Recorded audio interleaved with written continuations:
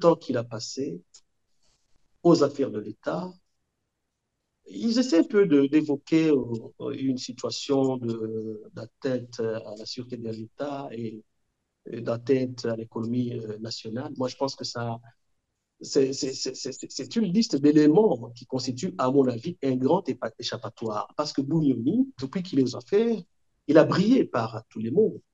Bougnoni a été la personne qui a fait la pluie et le beau temps. Bougnoni a fait disparaître d'innombrables Burundais. Bougnoni a poussé à l'exil d'innombrables Burundais. Bougnoni a fait disparaître beaucoup de Burundais.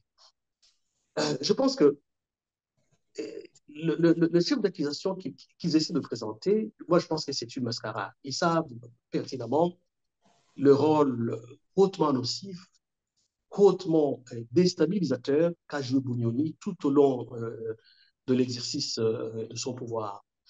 La préoccupation des Burundais aujourd'hui, ce n'est pas l'arrestation de Bougnoni. Certes,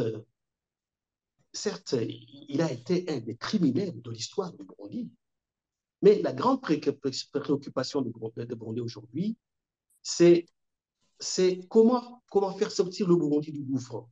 Parce que le Burundi aujourd'hui plane, sombre dans un marasme socio-économique et politique sans précédent.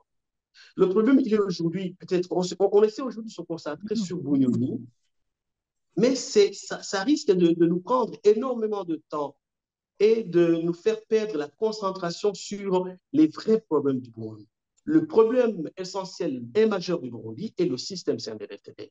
Ce système CNDD-FDD qui résulte lui-même des négociations d'Arusha. Certes, il a posé sa signature presque à la dernière minute, mais il doit comprendre qu'il résulte des négociations d'Arusha.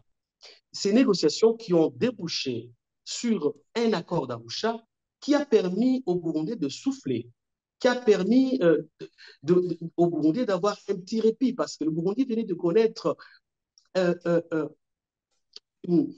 beaucoup de décennies dans une situation de crise cyclique. Mais au moins, sur plus de 10 ans, le Burundi a connu une paix, une accalmie.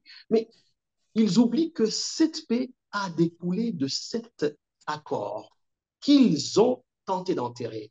Mais ils oublient que les Burundais ne sont pas prêts à oublier que l'accord d'Arusha reste le pilier majeur qu'il faut continuer à revendiquer, à restaurer pour qu'il puisse se refaire surface et conduire le Burundi là où il devait, là où il était destiné, c'est-à-dire à une paix et un développement durable. Il traîne les pieds donc à comprendre que le passage au dialogue national est obligé.